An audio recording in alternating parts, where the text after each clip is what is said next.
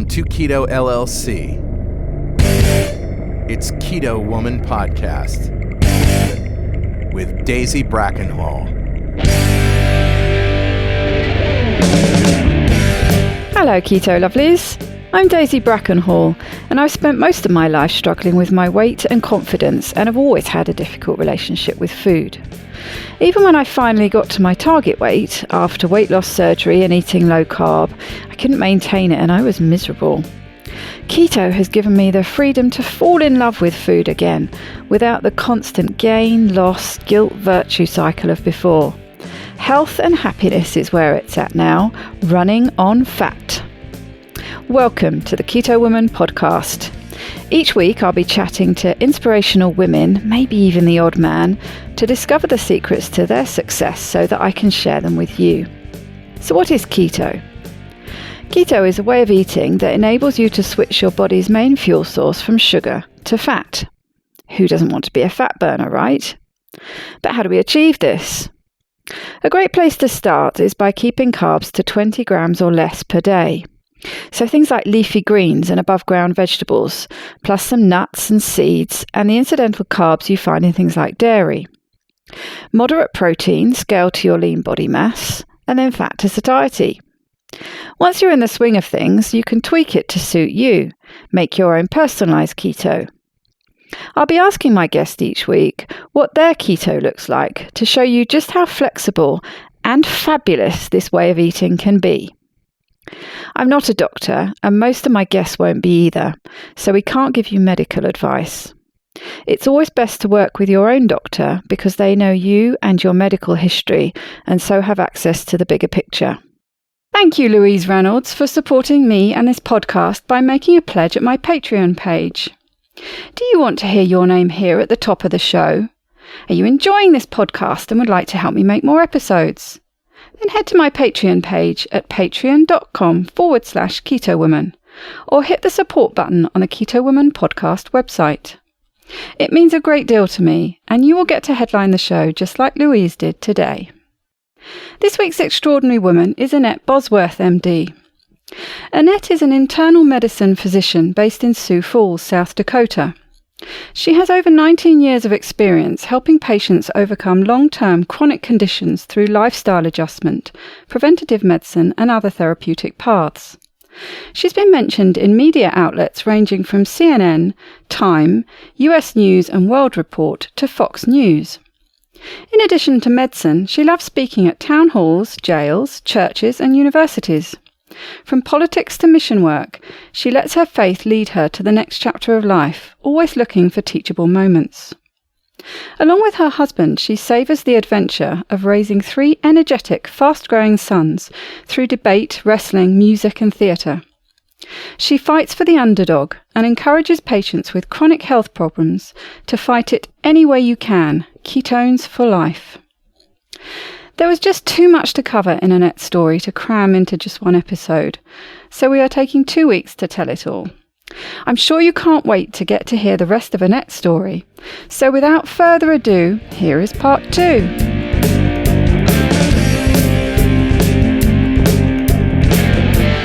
Welcome back, Annette, to the Keto Woman Podcast. Last week we were digging into your very interesting backstory that led to what I suspected was a big cliffhanger and turning point in your life. So perhaps we can pick up where we left off and you can tell us what happened next. Right. Well, our story ended last week when the state of South Dakota investigated my services to the underserved community with a term called Medicaid fraud. And in America, when you have Medicaid fraud, all money stops. So my husband and I had a choice point to make. And this is on the foundation of our recent service work in Haiti, raising 3 boys with the mindful, intentional outcome to say, do not raise them with a sense of entitlement. How do you do that in today's world? I don't think that's an easy answer. And we had a life of abundance. We had saved and lived off of one income, paid debt off with the other person's income, and now we were at this point where all money stopped. And I was doing really great work. It was such a rewarding process to work in the place I was working. And the injustice that they didn't want me to use a treatment program that was standard protocol because no one in my state had done it before, that was absurd. Like, well, I'll just stand still and do what I'm supposed to do. It's a ridiculous philosophy, isn't it? You can't use it because nobody else has done it. Well, how do we ever progress Amen. if we take that attitude? And I believe that is the spirit of what happens when government decides who is going to get treated, who's not going to get treated, what the treatment protocol is. I mean, the fact that we have to have laws that a doctor does an ethical job, I don't think you can ever mandate moral fiber to the level of the intimate relationship that's needed between people. I don't do that to a level that I do because the law says so. I do it because of who I am and where I came from and what my story of origin instilled in me. And as a mom, I'm doing the same thing to the next generation. But here I was. Well, surely it's a part of your fibre and being to go into that profession in the first place, is to be helping other people. So you must have that kind of philosophy, just comes with the package. Right. And I think that's found in many professions. That I've said many times, I love being a physician, but I could have found the purposeful journey in several professions because that moral installation of connect, community, responsibility for your neighbor is part of my fiber. Every mentor I've had, every strong female that's shown me the path ahead has that connection back to their community. So my husband and I made a choice that we were going to fund the clinic off of our assets. And we started selling. We sold the lake house. We sold the boats. We sold the kids' college education. We sold the fancy cars. We got down to selling our house.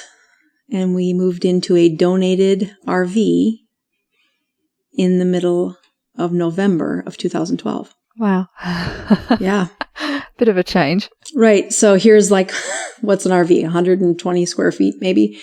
And I'm walking into the RV and I'm definitely having PTSD from Haiti. And the newspaper article actually said the doctor that serves the homeless is now homeless herself. And I was on another newspaper article that tells part of the truth, but said enough that the medical board and the AG wanted this case closed. And, the Medicaid fraud usually turns into millions of dollars of fines if you're going to look at somebody and you're going to try to find problems, you can always find a problem and you can find a rule they broke. But all of the combing through that they did, there was no error. And that alone is a miracle, to be at a perfect performance when somebody is studying you. Thank God that there wasn't, I not dotted, T not crossed. But what it really did for me was it empowered me to say, if they attacked me this harsh, imagine if you had a secret. Imagine if you were the physician that was, sleeping with a neighbor or something where you didn't want anybody to know. And the government officials came after you, and the amount of pressure to just cave and admit that you had done something wrong. I mean, that's what they wanted the whole time. Just admit you did something wrong. I'm like, no. And it was in that RV where I had just a very reflective time that said, what happens when the people making the rules are so far away from serving the people? And I'm not in China. I'm in America. This shouldn't be this distance. It should be the people on the front lines who help make these policies, who help infuse the rules to leave the power for the ones that are serving without so much regulation. And this is me from the inside of a shelter saying that. So a long story, my husband and I had some very intimate, prayerful moments of saying, what's the right thing to do? And I got a few calls from Washington, D.C. to say there's an open seat for the United States Senate in your state. We'd like you to run. And this is so out of my league. Like, this brings me back to that pageant in Hawaii saying, there's just no way. It's out of my league. And then to just be thankful for the people in my tribe, my husband who could keep my blinders off, my children who could say, Mom, we've been to Haiti with you. We know you're doing what's right, even though you're on the front page of the newspaper. They moved into the RV, and, if you go back and ask my kids, which life did you like better? The life of abundance or the one where we were in the RV and the stuff was gone, but the relationships were close every time they answer the RV. And so there was this kind of family tide that had changed as far as how do I give my kids this servant's heart in today's world, off of the family farm and away from that little town of 800 people. And, that had come through the service work in Haiti, the service work in my own state. And then I stood up and said, okay, I'm going to run for U.S. Senate. And some pretty big miracles happened. I sent out a letter to say, this is my intention. And I got unbelievable response. Like, I was so, first I didn't have any money to do that. I just leveraged all my assets to keep the clinic open. And so, I said, God, if this is going to happen, you're going to show me that it's possible because I don't have the resources. It's got to be you. And here was this response that was beyond anybody's expectations, beyond my expectation. But it brought me to the table of having the real run for U.S. Senate. What does that look like? I've never run for anything before. And so this now gets us up to Christmas time. The election will be a primary election, which is the most important part for our state because most of the people running were Republican. I was running on the Republican ticket. And it was Christmas time, 2013, where I got a call from the people where I'd done a lot of mission work in Haiti had said, Dr. Bosworth, you're really good at this mission stuff. I don't know if you've seen what's happened in the Philippines, but that typhoon took away 2/3 of the people. And we just need somebody who's been on the ground and done this before. We have supplies that we can't even get to the front lines because we don't have those skills. And I'm thinking, I don't have time for this. I'm trying to balance the clinic and my kids and my husband and the U.S. Senate campaign. So many things. But I could hear the lady from saying, I'm going to send you home to pray about that. I was going to say, it sounds very familiar. And I bet your husband had something to say about it too. Yeah. He just said, just don't answer yes or no. Just let's think about it. And of course, we spend time just saying, what are our priorities? What happens when I go on a mission trip is I really do get restored. You sleep on a dirt floor, you have no resources. You can hear the cockroaches going up the side of the walls where you sleep. And you'd think, how can you come back feeling better? But it's universal. Every time I come home from a mission trip, I feel full. I feel energized. Well, I was going to say earlier, actually, when you were talking about if you asked your children which period of time they like best, and I think it's interesting that there is often a correlation between that increase or intensity in relationships you have and the community you make with not having stuff. So the more stuff you have, it seems often that community spirit, whether it be with family or, community or your church or whoever it is, or people you're helping in Haiti or the Philippines, that goes down the more stuff you have. And it does seem to work the other way. You hear this incredible spirit of community in the most seemingly horrendous situations that you wouldn't want to be in. But these people build this incredible spirit. It's absolutely true. When we were in the RV, I had more people either invite our family over for dinner or just show up and there was a tater tot casserole sitting there hot. Like, we didn't lock the RV because there's nothing in it. There's like some clothes if you want them, but like, why lock it? The toilets froze the first week we were in there. So we were like always going to the bathroom at the community park there. And, there were times when I look at the friendships that reached out to me when we were living in the RV and think, that's the person that I want to be. And here it was just getting ministered to me as an example. What does that look like? And you live in a world where garage doors go up and down and cars go in and out, and you can go weeks without speaking to your neighbor because you've made your life so convenient.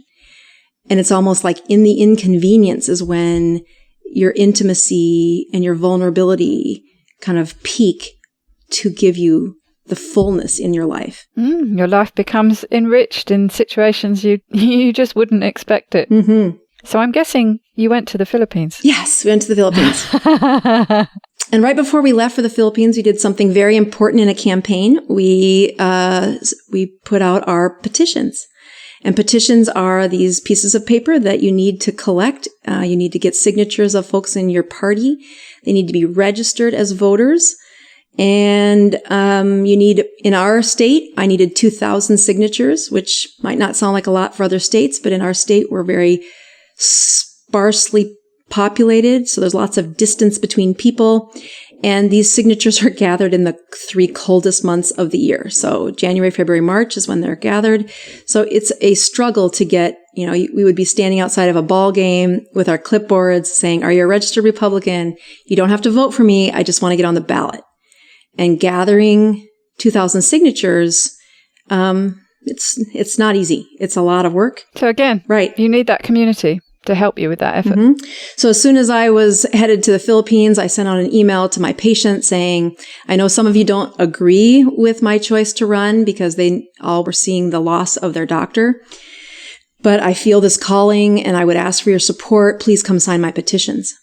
And I'd never done this before, but the lawyer that was my campaign advisor, who'd done this many times, the expert in my area, he was going to the Philippines with us. And he and I, we set up the process. And unfortunately, I didn't read the fine print as well as I should have. It says, did you witness the signatures? And these, of course, are signatures of my sister, of people in my staff, of preachers throughout the state. And the forms that I signed, that I circulated, because I sent them out, or I laid them on my desk there at the clinic, and my patients came in and signed them, and I knew them. I know who they are. There were 6 petitions and less than 24 signatures that were on these forms where I didn't witness the signatures. What? So you're telling me that everyone who runs and gets these petitions has to witness every single signature? If you sign as the circulator on that petition, you have to witness it. And that's the rule I didn't understand. I'd never done this before. I thought circulating was part of sending them out. I have this campaign advisor who co-signed, he notarized them with me. So he's the expert. I don't get any signal from him that we're doing anything wrong. And I mean, there's been shenanigans in the history of America for running for office. Like if you signed dead people, like there was somebody who got arrested for this in the same cycle, and he signed Mickey Mouse to his petitions. These people weren't dead. They weren't fake. They were real live people who registered with the state of South Dakota. And I had 1,000 extra signatures. So they weren't needed. Okay. So even if there were some mistakes, throw them out. I don't know. Mm-hmm.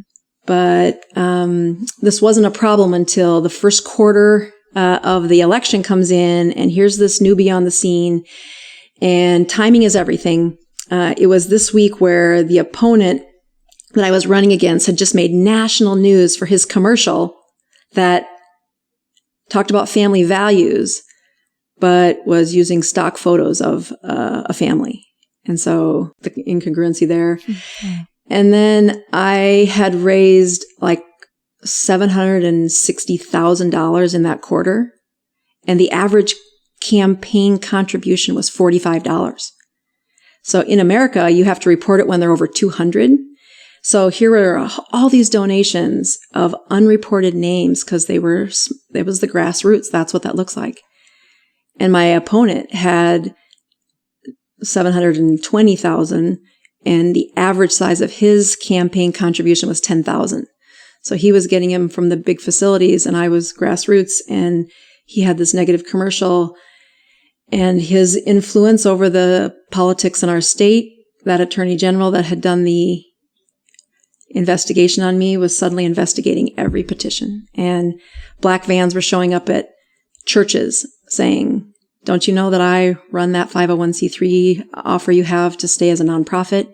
Why are you supporting her?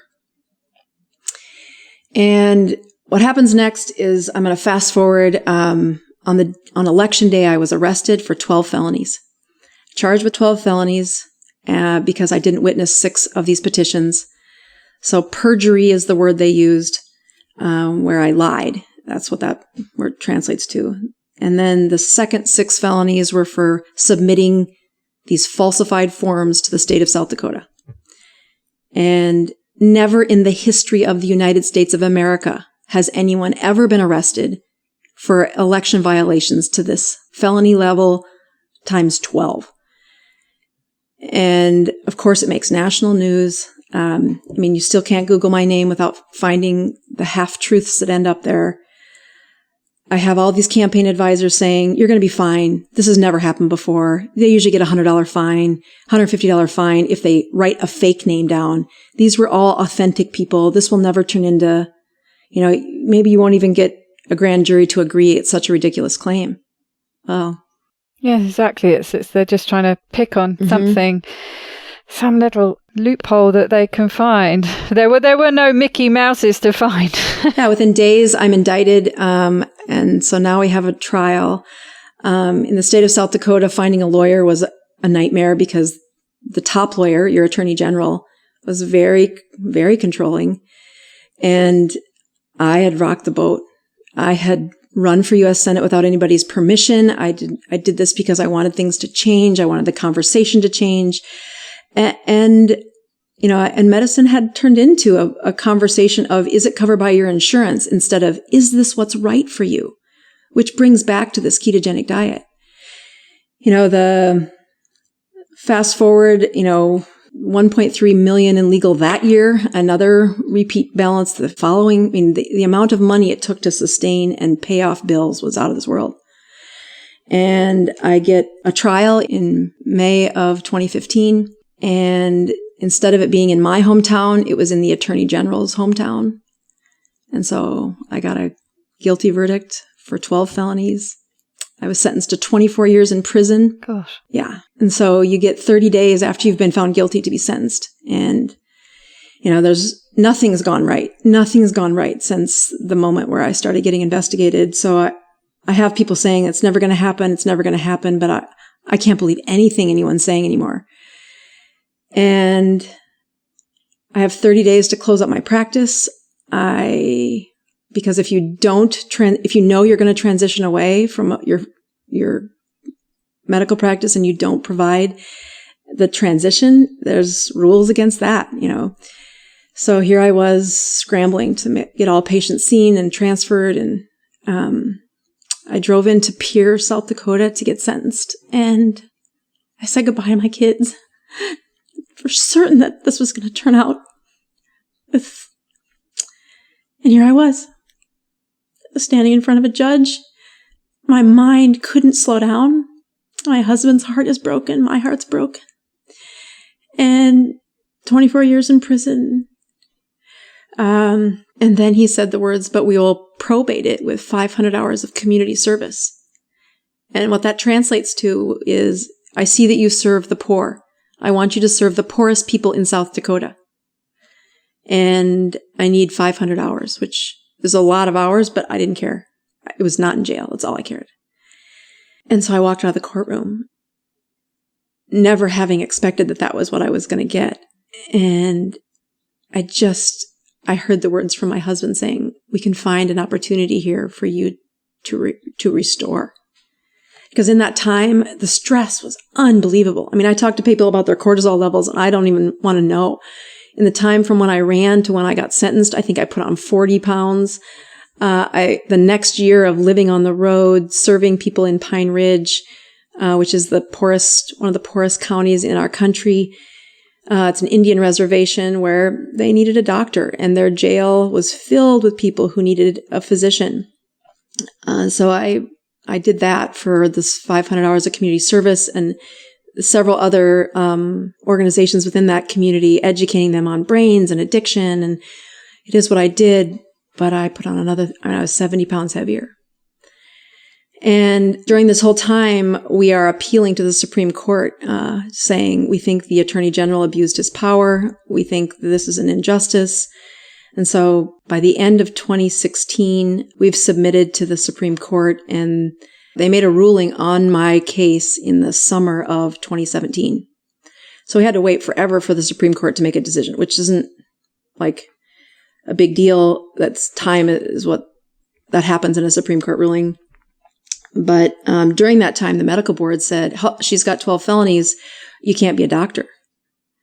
And so despite getting a lineup of people who have seen my good work, who've gone to Haiti, who've served the poor, I got the dean of the medical school. I had an unbelievable lineup of patients and colleagues saying, don't take away her medical license. And bearing in mind that the sentence that you've been given, and you can see that, can't you? And that's where the power that the judge has, whatever, guilty or not guilty, whatever sentence has been given, they have the power to then look at the person and say, well, no, I'm not going to put her in prison for 24 years and give her this community service. But by giving you the community service in doing what you do, in using your profession to help people. I needed the medical license. They're saying the opposite of that. They're saying that you are doing what you're supposed to do. You are worthy in your profession, and giving their seal of approval on it by asking you to carry on and doing that work. So then for the medical board to turn around and basically disagree with that must have been an incredible the medical blow. board has a set of rules, and they are also governed by the Attorney General's office in our state. So the separation was difficult to sit there saying they get to make this decision and I got to live with it. They unanimously voted to remove my medical license. And at this point, I can't find a lawyer. Like, everybody's scared to touch the case. They don't want to oppose the Attorney General. And I filed the paperwork myself to fight it, to say, no, you shouldn't take away my medical license. First of all, that's how I'm doing my community service in Pine Ridge. And it had nothing to do with the practice of medicine. And so it gets put into appeal. I actually win in the circuit court to keep my medical license. Meanwhile, I've closed my practice. I'm seeing people in Pine Ridge, and I'm devastated. I'm heartbroken that I can, my kids go to school hearing your mom's the 12-time felon. I mean, the year prior, I was the one leading the talk on how do you serve your community. And I don't even have the strength to go in front of a crowd again thinking, look what happened when I opened my mouth. Look what happened when I stood up. If they wanted to shut me up, I guess 12 felonies was how you do it. And in this sideline, I have this amazing man standing next to me saying, don't let them take away what's the best part of you.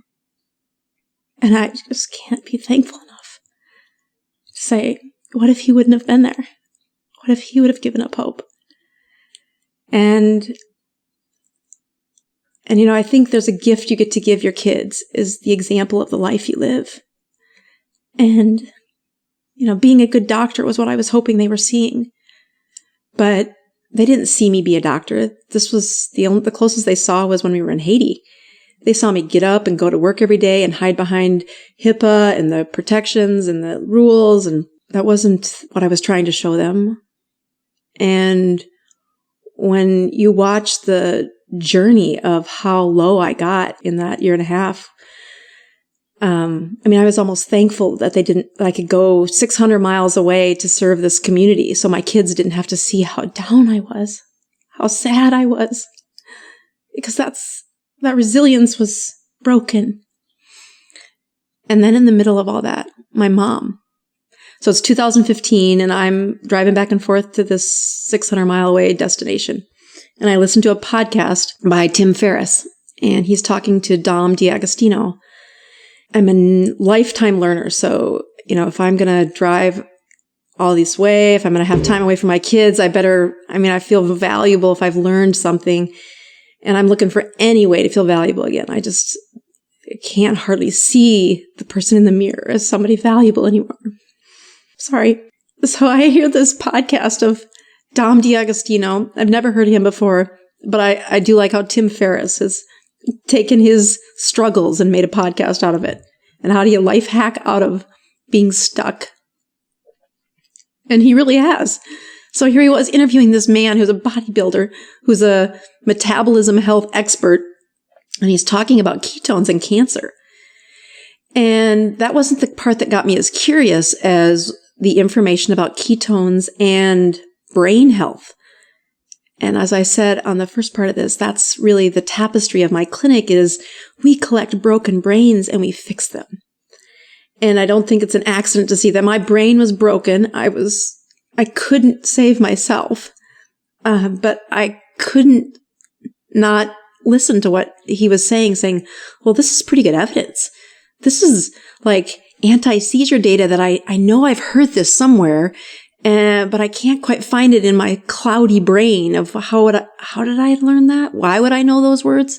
So it's really appealing to those parts of you that have helped you in the past. Yeah. And I don't dabble in things. So I think the next thing I find was that Cape Town low carb, high fat conference had happened, and for $50, you could buy the lectures. And so I couldn't find anybody else talking about this. I couldn't find this in my medical textbooks. I even went to the med school library saying, do you have a book on ketosis? And all I could find is a couple of paragraphs about seizures. I'm thinking, I know I heard this right. I've listened to it a couple times. Why is this so hard to find? And so, I've got this time in between, the work I'm doing in the jail, and I've got a crop full of broken brains right in front of me. Meaning they're in jail. They've got a history of addiction and alcoholism and poverty. I mean, they're right there in my own state. And so you say, oh, let's see if this works. And so then the first thing I try to do is I try to get me into ketosis. And I completely screwed it up. Like, I'm trying to follow these rules. I can't get my dang keto stick to turn pink. Like, what am I doing wrong? And I specifically remember going on a hike around our city, which was like, I can't remember if it's 27 miles or something like that. But my kids and I went on this 27-mile hike, and it was representing the number of troops for Memorial Day, how many troops commit suicide. I can't remember if it's an hour or a day, but it was this testimony to mental health, to, our military, and my kids and I did this together. And so I woke up and I said I was only going to drink water and have salt. And by the end of the day, I was peeing ketones. And so I can specifically remember the day I peed my first ketone. Mm-hmm. And that leads into what happened next, which was this whole time I moved back to South Dakota in part because my mom had cancer. And she had a cancer of her lymph nodes. And the cancer is really decided, like, how bad is your cancer? Well, we decide that based on how quickly it replicates. So her cancer was dividing when we first moved to South Dakota every 4 years. Really slow growing, no problem. She has this little label in her chart, but that's about it. In recent years, she's had to have chemo. I take it personal that some of the chemo was because her daughter's on the front page of the newspaper, not just in her home city or her home state, but across the country. And so there's a lot of guilt associated with I'm causing her stress. And it was this moment where she had now gotten to a part where it was doubling every 4 weeks, and we were due for a cancer visit. And as we're sitting I haven't told her anything about ketosis. I don't even know if I can explain it well to her yet. Again, my brain's not working great. I've got these extra 70 pounds. I'm in a super strange version of my life saying, I don't know where it's going to be tomorrow. But just before the oncologist walks in, she goes, if he says chemo, which would be her third round of chemo, I've put a stack of clothes on the top shelf in my closet. And those are the ones I want you to use for my funeral. And I'm like, no, you can't die. And part of it was because she wasn't this Mary Poppins woman that she used to be. The cancer had really slowed down her brain. She was 50 pounds overweight. Her skin was like, she may have been 71, but it looked 100. It was just thin, and her body was like a zombie. It's an incredibly grueling process, isn't it? Chemotherapy. Yes.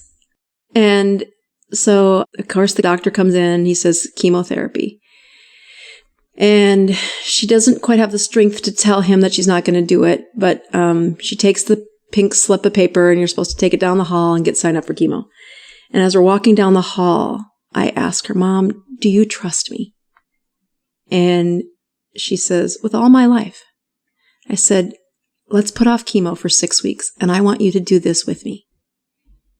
And that was the beginning of this book that I wrote, it's called Any Way You Can. And I believe that's a great theme for keto, that there are so many versions of how you can get to ketosis that we did it very sloppy. We did it really backwards, but we did it. We walked through this story together. I said, Mom, I've been really studying this process about how to fight cancer, how to improve a brain. I don't know a lot about it, but the science is really solid. Like, it's not just a fluke. And I'm kind of embarrassed that I have not ever heard of it, but I think the space in my life where I've had for the last 6 months where I just got to study this has been a powerful connection. And so I would take her little lessons, trying to feed her, because her brain was foggy, my brain was foggy, little lessons. And she lived 100 miles away from me. And so we'd have a keto lesson, and then we'd, see how she was doing. And I'd give her another little lesson, and I kept these lessons. And so I put them into this book, interjected with her story. And I am a geek. I would read lots of, metabolic health, diet books, or just even health books. But I could never get a patient to read a book about it, because it's like, barf, what? I don't want to read a biology book. And I'm like, no, you never were going to inspire patients to change behavior based on a bunch of metabolism and draws of mitochondria. You're going to lose your audience. But you can take a 71-year-old woman who says, I'm done. I want to die. And her daughter who's trying so hard to say, oh, Mom, I missed the boat here. I've been disconnected. I know your health has gone down. Let's do this together.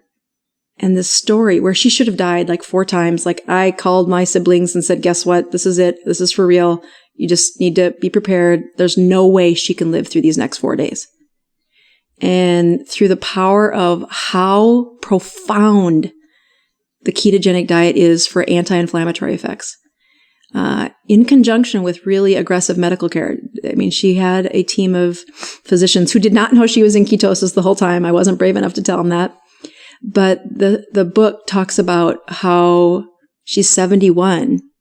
And I think of it, it's like she goes from being a zombie in that her brain just wasn't firing correctly. She was boggy. She was swollen. Like every part of her was swollen. And the amount of things that got better in that first year of ketosis, I was floored. I would go 6 weeks without seeing her. And I'm like, you just took back the time clock another 5-6 years. And I would get out pictures and I'm looking at it. I'm like, is it my brain? Am I not remembering correctly? But here she was with a full head of hair, with skin that looked like she was 50, not 70. And it was unbelievable how much I kept trying to discover, to say, I need to answer if this is a fluke or if this is real. And in the same time, growing a keto group, and learning how do I find resources for something that's kind of on the edge of taking it to the market as far as patient care goes. And your dad got on board too, right? I seem to remember it made me laugh. Yes. Reading about it. I mean, it was lovely, obviously, that he got on board to support your mum, but the bit that made me laugh was when he was told he was allowed to eat sardines and have salt on things. He was like, I'm in. Yes, the ketogenic diet kind of awakens the ancestors hidden within you, I think. And, these had been, his daughter's a doctor. You can't eat all that fat. You can't have all that salt. I said those things for a good 15 years, and I should have. That's exactly what every guideline tells me to say to them. And I think when I look at life before keto and life after keto, I have had some blessings happen. So first of all, my mom lived, and she is still alive. She's 74 years old now. And she is, in fact, I gave her permission to die the other day. I said, Mom, the Mary Poppins that you were in my life, and I write about her in the book as a real life Mary Poppins, it disappeared. She died. But she resurrected in these last 2 years of keto, where she is volunteering at the school to read with the second graders. She leads the Sunday school team. She's had even some health setbacks, but it doesn't take her life away like it did before. And, to be 75 and be given this kind of card to say, try again, with something as simple as a ketogenic diet. And I mean that by saying, yep, the rules sound goofy, but pretend you haven't learned anything from your doctor in the last 30 years and just simplify what goes in your mouth and in your cupboards. And you can't believe the amount of time that you have back in your life. You can't believe how clearly your brain will function. And I refuse to go forward without the foundation for healthcare in my clinic to be, first, we get ketosis. Then we see, do you need the help of my medications? And I just can't believe how many meds I don't need to prescribe if they're in ketosis for a sustained period of time. It's profound.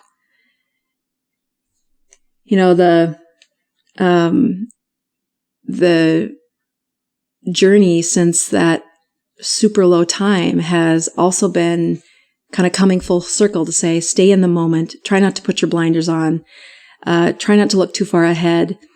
The Supreme Court did rule in my favor. They did rule that those perjury charges were unjust. That was not perjury. And that took away 6 of the 12 felonies. And the other 6 were taken away when the judge saw it's called an expunged. It's called several different things in different states, but essentially he erased the felonies because of the service work that I did, the commitment that I had to the underserved community there, and the true remorse that I said, if there's a mistake in my name, cost the state money, I did not intend for it to happen, but it still happened under my leadership. And so I have no felonies. I'm no longer a 12-time felon. My mother is alive, and I have this gift of the time it took to really study what does it look like to be an expert in ketosis. And I don't know that I'm there as far as expertise yet, but blending it with the level of internal medicine and adding ketosis as a first-line step to remove inflammation from the body, I can't believe the number of things that get better. But isn't it incredible how things have worked? It seems to me that at these points throughout your life and this journey that you've been describing to me, things just happen in the right time. I mean, had it not been for that awful period of time that you were going through, which in many ways I should imagine you wouldn't want to live through again, but it was because you were in that position and you were in your car and you had that time to fill that you heard that information that then went on to help you help your mum and change your practice and yourself and do incredible things. So, I mean, out of such an awful place, right? It's so reassuring and inspirational to hear with living in that moment, the philosophy that you have, that something great can come out of that. Well, I think, looking at your journey as well, like when I look at the ways that you can relate after, I don't believe a doctor needs to have a heart attack to understand a heart attack.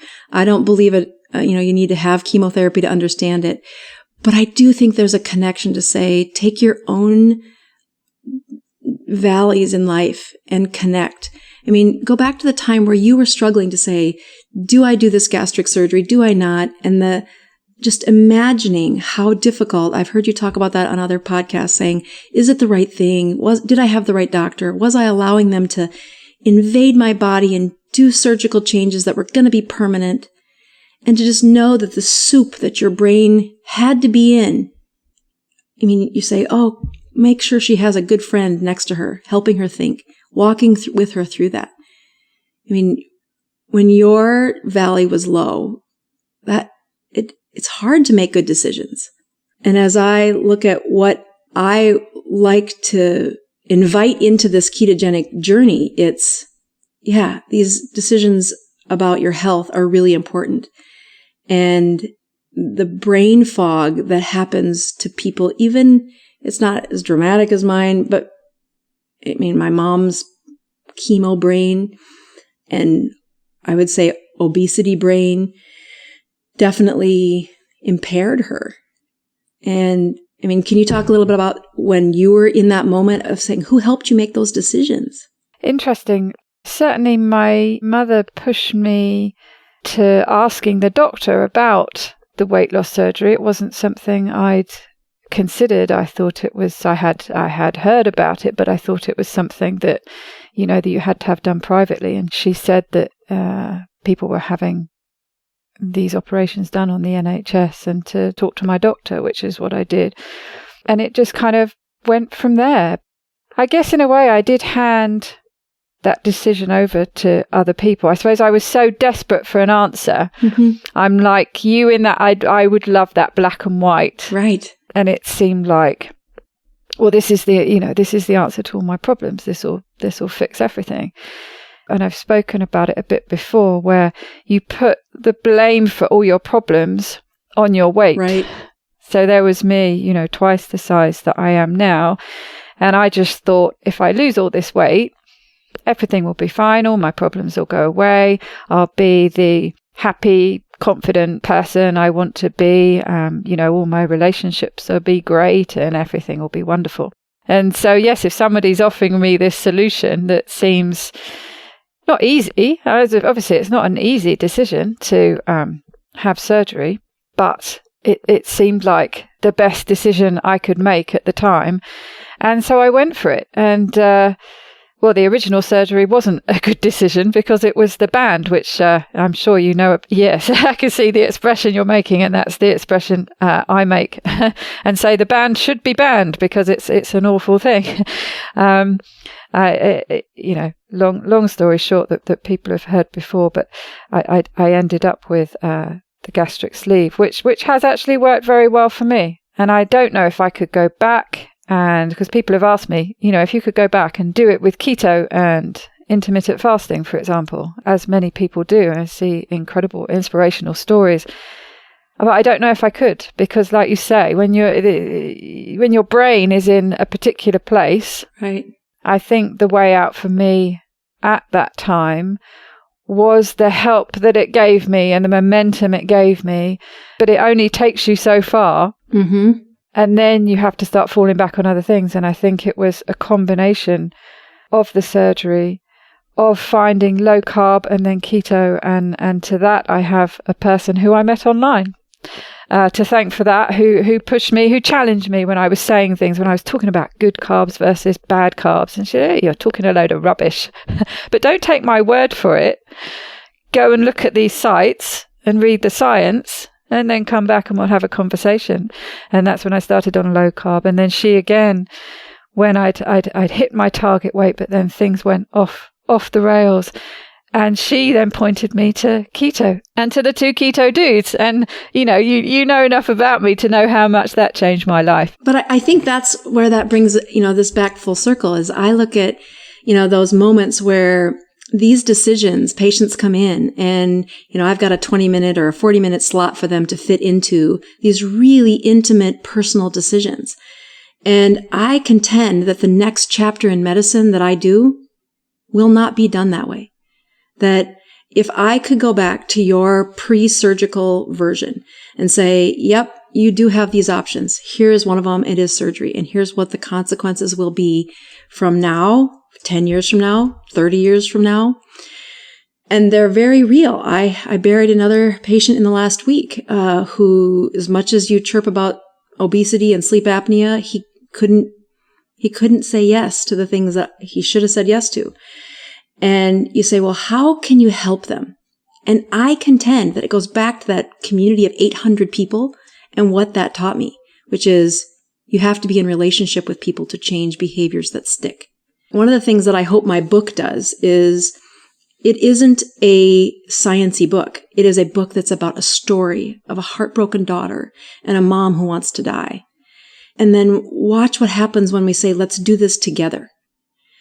And, for the number of, it's only been out on in the world of Amazon for maybe 6 months now, but if you go and look at the reviews, what I love hearing is my wife hasn't picked up a book and read that much in years. And she didn't put that book down until chapter 5.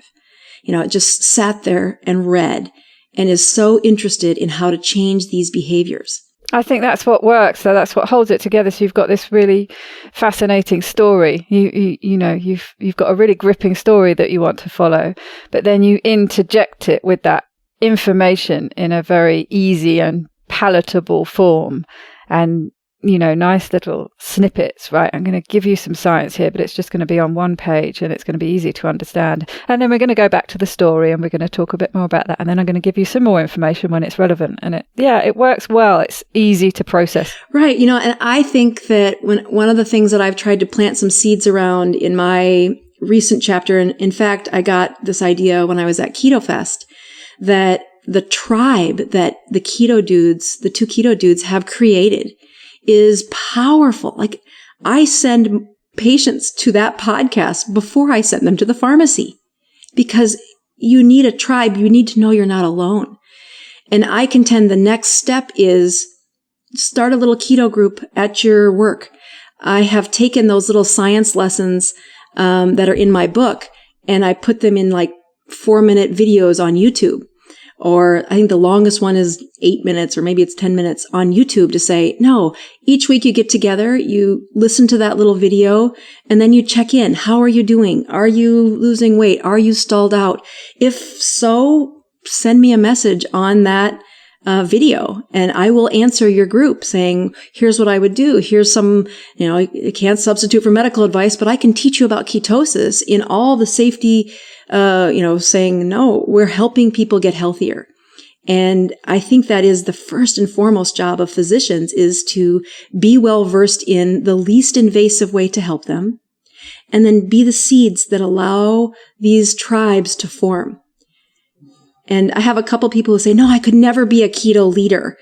And I want you to do a keto group in my area. I'm like, start doing one. I'll dial in and be there with you electronically, but you live 300 miles away from me. And if you watch those videos and use that as a way to kind of keep educating yourself, it's in little pockets of information.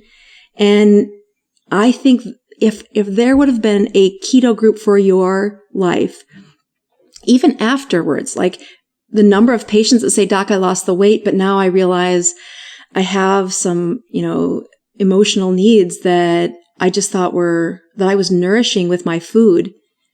And now I need to find something to fill in. How do I fix that? Oh, well, I can absolutely say for a fact that, yes, the surgery helped me lose a big chunk of weight quickly. Certainly not all of it. And it does start that momentum. But I was very much left on my own. Here's the surgery, here's what we think you should be eating, which was completely wrong. Right. And started to wonder why I was still hungry all the time. How can I be hungry all the time when my, 75% of my stomach's been removed? That doesn't, right. That doesn't work, because they've been getting me to eat carbs. That's why. But that was the big change for me that allowed me actually to harness that advantage that I'd been given and sustain it and move forwards. Without that, I am pretty certain that I would have had regain and I would have got back to where I started. I mean, that happened after the first surgery. But it was finding that group of people, finding that support group, and building those relationships, and also building a relationship with a counsellor who helped me. That was another, my sort of perfect storm of different things that came together that have made me be able to maintain that. But yes, I think you're absolutely right. I think those relationships and that support group system, wherever it is, if you can do it locally, face to face, that's fantastic. But online is just as powerful. It's what it certainly has been for me. I live in the middle of nowhere in France.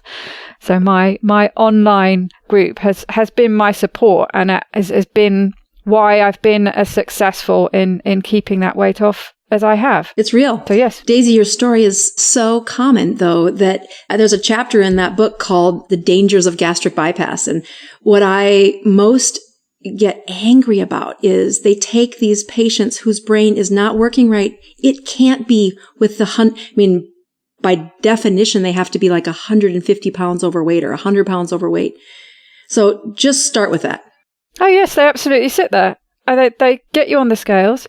How tall are you? He literally had this. It was like a dial thing that he turned to work out my BMI. And he says, right, yeah, this is the surgery. And first of all, it was the band. And then when I went back, he actually admitted in the end that the band, well, no, he didn't admit that the band was a bad operation. But he admitted it to the extent that he didn't use that operation anymore, which is as good as.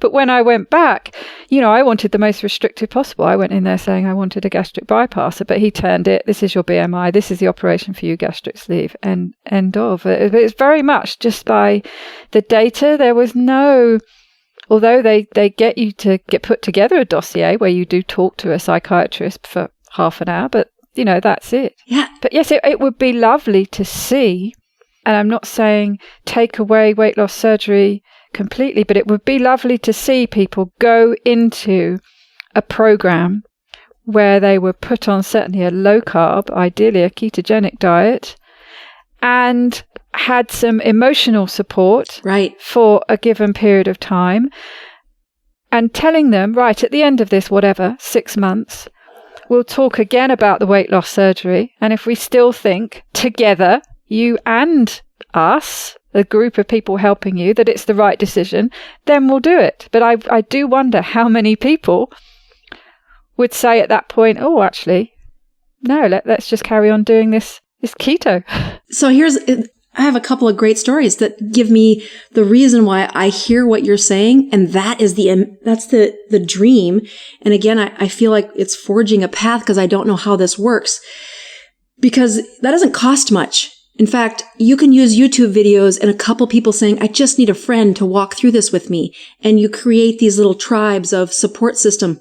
And a local support group, yes, like you were saying, who watches videos every week and say, just check in, keep coming. Yeah. You can call it book study or wine club. Let's call it keto club or whatever. And you check in. And if there's a physician saying, no, for free, I'm willing to say, start these groups. It's amazing what it does to patient healthcare. And for a population improvement, we can make a greater change in our American obesity epidemic than I ever could have writing prescriptions. I have an amazing story where my husband's weight when we first got married was, pushing, 250, 260 pounds. And he's 165 pounds today. So he says he was my first patient. Mm-hmm. But there's a tribe of people losing weight that I have worked with. It wasn't keto, but it was low carb and it was methodical. And she comes into my clinic and I, do these, I work her up and I take care of her problems, and she loses like 60 pounds. And she first had come in to get permission to get her knee replaced. And as you did the workup and said, you cannot go into surgery, you will die. You have an arrhythmia in your heart. We have to fix this. And it was sleep apnea treatment and all these other things that had to be fixed if she wanted to survive surgery. So now it's 6 months later, she's lost 50 or 60 pounds. Her knee does not hurt. She is now in for her pre-op for the second time. And I'm like, well, let's hear about your knee pain. And she said, oh, it's gone. And I said, well, why are you doing this surgery? Oh, well, I just wouldn't want to disappoint the surgeon. He's expecting me next week, and I already canceled on him once. And I'm sitting there trying not to holler like, wow. You're going to let a knife cut into your leg and remove a knee that doesn't hurt because of, but it is a cultural thing that says the surgery will fix this. And then I won't ever have this problem again. I'm like, have you talked to anybody with a knee replacement? There are plenty of problems. And it's a great reserve to have in the future. Absolutely. But let's first start with those who have knee pain. And I think that brings back the testimony to say, in the chapters of life where patients go in to ask for help with weight loss, their brains are not working right by definition. And if we can infuse a culture of change by, creating micro support systems that are like no cost, like it doesn't cost anything to have a keto group, even one online. And that change in behavior is where this diet is my favorite first step for, by the time you end up reading the book, it sounds like snake oil. That's the problem, isn't it? You feel like you have to check yourself because you feel like you're sounding really preachy because, as you're talking about that with weight loss and knee surgery, but, you could go on with this list of this should be the first line of defense that could save the NHS if you're in the UK, healthcare systems, wherever you are, or the person themselves if they're paying for it. But, we're talking about potentially stopping medication and operations for obesity, type 2 diabetes, or the mental health. It is just incredible the amount of money this costs people and countries and the percentage of that could be wiped out. It's mind-blowing, but you do appreciate how you sound a bit like a crazy snake oil person when you're talking about it. Because people just say, well, it can't be that easy. You're just being ridiculous. Right. And I am floored with how many times I have to catch myself like, oh, the fire hose is going again. I've given them too much too quick. Like they're never going to believe it. And that is where I think it works so much better to have that local example of a tribe member. The decisions patients make today, they have prices in the future. My dad is sitting on the edge of he's 75 years old. He has kidneys that are 25% functioning. And when he gets sick, it goes down to about 18%. And he is a refused dialysis kind of guy. That's not what he wants in his life. I look back at the last 20 years of his life and wonder if I would have been able to put these decisions in front of him saying, maybe you don't go all the way keto, but when mom's cancer needed keto, you did it and so many things improved and you've lost weight and you feel better. But the consequences of those decisions that came for the last 20 years are clearly impacting the decisions you have today. And when you fast forward, Daisy's life in the next 20 years, what will gastric bypass turn into in the future? That decision is there and it's been made. And at the time, it was the best decision you could think through. Well, that's one of the things I'm thankful actually that because I had the sleeve, not the bypass. I don't want to scare people who have had bypass surgery.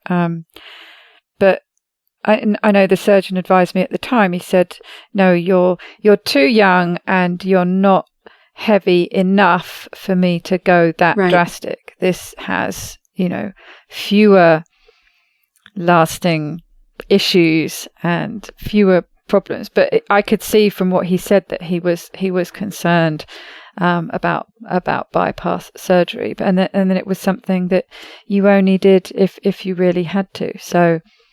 Yes, I'm thankful that I ended up with the sleeve. But yes, in an ideal world, I wouldn't have done that. I wouldn't have had my gallbladder out, possibly, which he insisted to do before he did any surgery. But you can't undo it, so you have to make the most of what you have. Yeah, and the number of patients that I've had amputations on, and you look at irreversible things that impact quality of life. You do have a great quality of life, and you'll probably have one till your grave with what your situation is. You do live in 2018, where the science of medicine is at your fingertips in nearly every country. Like, even though there's third world countries, you still can find access to amazing care. And with that being said, if we took this type of nutrition and education to my malnourished kids in Haiti, instead of eating rice and beans every day, they have foie, they have liver. And that process of saying, let's focus on changing the way we don't just enrich our lives and our weight loss and the improvement, but even the underserved, that it is cheaper. I mean, you say, oh, this is an expensive diet. No, I don't believe that. The number of meals they eat is much less. The nourishment is higher. The quality of energy is more stable. And I mean, I'm continually floored how much less I think about food. Even 2 years into this now, that when I tell patients that, they're like, oh no, I'm not that person that forgets to eat. I'm like, of course you're not. You've got carbs going in every 3 hours. Yeah. Yeah. Exactly. I think it's interesting when you were talking about how you talk to people about it. I think we almost have to undersell it a little bit to start with, so we don't sound like zealots. When I wrote that book, one of the first things I had to do for my mom, and that's why it ends up in the beginning of the book, was to say, all right, I was a skeptic. Like, this has to be ridiculous. And so that first chapter is me going through, well, that's interesting. And then I got the little more data, and then there were autopsies, and that's pretty hard to like sneak in the bad stuff. Like, there's big pharma and cover-ups, but autopsies are pretty tough to cover it up. And they were profound brains. They looked beautiful. And that's where you got me. Like, oh, I have brain envy as I look at this diet through the foggiest brain I'd ever had. And I contend that had it not been for, my mom's choice point and then just stepping into that circle with her, I would have never written a book. That takes a lot of focus. And I think the next chapter of medicine is going to be the best one yet. Absolutely. I look forward to hearing about it. I'm glad that this all had a happy ending, or, relatively happy ending. Things seem to be going the right way now. Yeah, it's a good time for the interview. Yeah, we caught it at the right moment. Yes, absolutely. Well, it's been wonderful talking to you. I wonder if you could wrap us up with a top tip. Yes, I've thought about my top tip. The top tip that I have for anybody considering a keto diet, or even if you're a woman that's just going through a tough valley, is to find a tribe. Find your tribe. The value of that connection of somebody walking with you, whether it's your husband, whether it's a girls' club and you call it keto group or book club or wine club or Bible study, finding those relationships to journey through a valley is the reason that our minds and our hearts connect to people. And I think that I've been the rope to help other folks out of their valley. And boy, I am so thankful for the rope that my husband has been as I have walked out of my valley, or am walking out of my valley, and that I walk my mom out of her valley and those other small tribes. So my top tip, find a tribe. It doesn't have to be sexy. It doesn't have to be big, but meet once a week just to have coffee and say, I've had a crappy week. It doesn't cost you money, but you cannot believe the interactions and the connection that you hold on to as you step into a valley and then step out of it. Wow. Well, thank you so much. It's been a privilege to hear your story. Well, thanks for inviting me. I feel honored to be part of the list, and I look forward to future conversations about there's many times I'm listening to the podcast saying, oh, I would totally love to teach them about what they're struggling with right there. But oh, yes, I have a list for episodes I'd like you to come back and talk okay. about. different subjects. So we'll talk about that in a minute. Use me. Absolutely. Well, thanks again, and keep up the great work. Say the same to the 2 Keto dudes for helping get this started and to continue to support you. Yes, they're fabulous mentors. Thank you very much, Annette.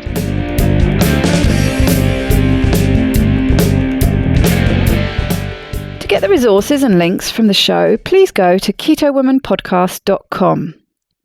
Are you my next extraordinary woman? Maybe you've got an idea for a show, a topic you want to hear about. Let me know how I can tickle your earbuds by dropping me a line at daisy@ketowomanpodcast.com. If you fancy joining me on this exciting adventure and want to help me create new episodes, please go to my Patreon page at patreon.com/KetoWoman, or simply hit the support button on the Keto Woman podcast website. It's thanks to the 2 Keto dudes that I'm hosting this podcast, so please consider heading to their Patreon page at patreon.2keto.com and help them bring you more podcasts like this one. Please help other people hear about and find this podcast by reviewing the show on iTunes and Facebook. Every star and review really does help. It doesn't go unnoticed by me, the people who regularly like, share and comment on my posts. Your support means the world to me. Thank you. This week's end quote is from Dame Judi Dench. It is not good to cross the bridge before you get to it. Bye-bye, Keto lovelies.